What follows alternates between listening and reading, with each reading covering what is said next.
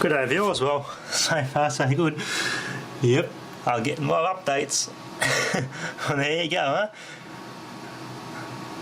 I also still keep getting the problem when I turn this motherboard off, it keeps turning itself back on. Now I tapered the BIOS and changed the settings so it set the power on after shutdown. Leave it on for a bit, use it for a couple of times.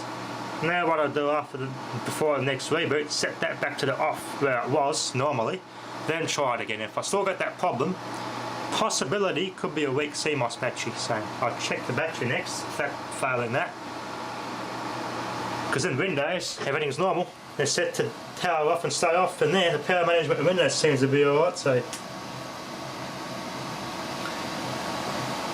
What else it could be? I've also got a cool little lap on this. I use a program which UXW Bill suggested called Speed Fan. I'm using the tool on that to perform in-depth analysis of the hard disk, and the old Seagate 160 gig drive from 2005 is good, perfectly 100% healthy, which is good. No bad sectors, nothing. So it's a Thai-made Seagate. Just currently got it running on this machine here.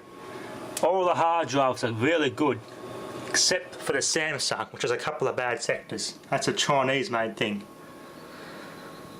Now the reviews I read on that weren't bad actually.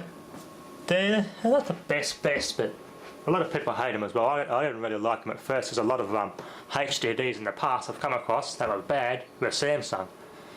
But now their platters manufacturing division has actually been made by Seagate. So yeah, it has a high reallocated sector count. It says it's okay here, but when I do the in-depth online analysis, it's in bad spirits. There's 256, I think. They allocated 256 spare sectors on this drive. And it's okay, you can keep using it, but it's a serious issue. Once the additional movement of the head is required, it does put more stress on the drive overall, and it can fail. So everything on that drive I've got to back up. All the music, that's just all music on that. I've got a heap of all music and music videos on it, which is all backed up anyway on the 4TB hard drive, and on the other machine as well, on its 2TB hard drive. So I might actually swap that out if I get a chance, put the 1TB Western Digital Caviar in its place. I may not, but we'll see how this one here goes. Oh well, every hard drive in this thing is good. I've got Hitachi, HEST, Seagate, Samsung. Got one of each hard drive in my computers, even the Western Digital, so let's see how they go with my experience. Then again, this was a second-hand drive, the Samsung. The Hitachi was too, it came in this case when I bought it, but the Hitachi one is in very good condition. The Samsung one was, the Hitachi one was never used, it was blank when I got this machine. But the Samsung one has actually, it was a main hard drive in this original machine, originally. I'm doing an extended test here, just to see how it goes. Oh, whiskers. Good kid. I've also did some more research about relocating when you move, and you can actually buy land, aka a vacant block. Say for example you buy a 9-acre block that's being poured out or something, and it has a shed on it. You can buy that, well and good, have a good man cave at least, but they will not let you build a house on that land. So it's a stupid thing with the local council.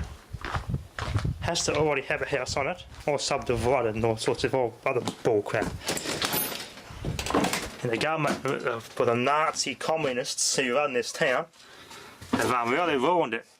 So there are two choices: you can buy land with a shed already on it, have your man cave there, have plenty of space like I've got here, but the only disadvantage is you can't put a house on it. They won't let you do it. So it's stupid. But hopefully we can buy something for a very good price. Already has a house and decent land with a shed. That's our best plan of attack, I think. But around here, it's just a nuisance because it's got to be in a good area, and it has to be within a good price. So it's the unfortunate thing when you've got a corrupt government running your town. Very unfortunate. I would, you know, for the sake of this bloody YouTube career especially, would prefer to stay here, but unless I find a bloody good area with a big shed and everything on it, I got room, yeah, I would be happy to move, but at this stage, no, I don't want to. Anyway, that can go back up there now. I've finished with the XP ones all done. It's all up to date. Done everything I needed to do on it. That can just be my retro XP computer. I've tested the I used speed fan on my other computer in my bedroom. Tested my old 2TB hard drive, and it's all in good shape all the way around. Tested the 1TB one at the old where the operating system used to be installed on, and it's everything's good on that too, but it has a high fly count. So apparently it's vibrations and high temperatures cause that. So I'm gonna have to keep an eye on it. It's nothing to really worry about, but it just means I got to be careful, look after that hard drive. You know, it must have been bumped to a bit of shock in the past. I'm not sure, because I've always moved it. I've only ever moved that computer into my bedroom and then moved it around, putting the new board in it. I didn't treat that hard drive with any real shock, so the only thing I could put it down to was high temperature. Now, I think I'm 90% sure that drive is a Chinese-made one. So, yeah, I've always, based on my experiences, every Seagate hard drive I get, I always make sure that they're the Thailand-built ones, because the Thai-built ones have a less failure rate, a lower failure rate than their Chinese-made ones. It's a bit of advice there. So, personally, I've had a bloody good run with Seagate drives.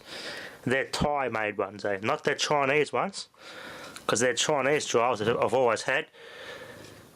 Personally, the ones that I own have never failed. The ones two I've got that are Chinese made are still going strong, but they have bad sectors. So, yeah, steer clear away from the Chinese Seagates. Just get the Thai-made ones. Come on, cat. Anyway, happy today, aren't you? Yep, the old Coronet Caravan would be in our hearts forever. Yeah, it's become a good popular YouTube icon, this caravan, the old Coronet. We did have two more Coronets, but they were in worse shape than this one. And they were from 1967, they were built. But I remember pulling that thing apart, the other two Coronet Caravans we had. And the insulation and the tin, yeah, the shell was all made in Taiwan, so it wasn't actually a proper Australian-built caravan. It was just built with imported parts, assembled here. So it's interesting to note. Look at the back of this caravan. There's the back half of this caravan. The wall I really should cover to protect from the sunlight. But it's not in too bad a condition. I still prefer a roof over it, regardless if it leaks or not. I know it does leak in the rain, so that's what that roof's for, to protect it from getting any more deterioration. This is the best spot we could ever put a caravan. Best protected from the elements. A Coronet logo again at the back, I don't even know. I did some research, I think that Coronet brand's long gone. I can't find any attributes to that on Google anymore, so I don't think Coronet even make caravans anymore. There's where it's been. There you go, Alice Springs this thing's been to. Greenleaf's Caravan Park, Alice Springs. I don't know, I won't bother calling that phone number. It's a pretty old phone number by the looks of it. Yeah, maybe out of business now, but there you go. Alice Springs, this thing's been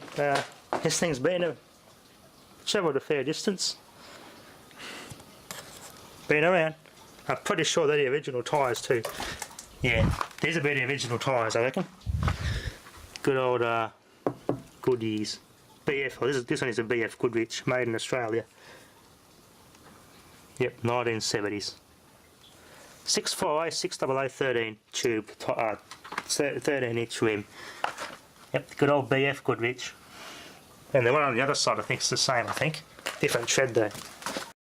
Original tyres, but the tread's still good. They're obviously a little bit dry on it. I wouldn't use these tyres on the road now. This one's a Goodyear actually, a Goodyear tyre. Tubed, same size, same era. Yeah. I do pump them up a bit, every now and again just to keep the tubes and everything, the tyres from creasing, but it's shocked up there about an inch off the ground, both wheels. No weight in the axle at all, so the tyres aren't going to get damaged sitting there with no weight. But anyway, that'll be enough for now. Thanks for watching.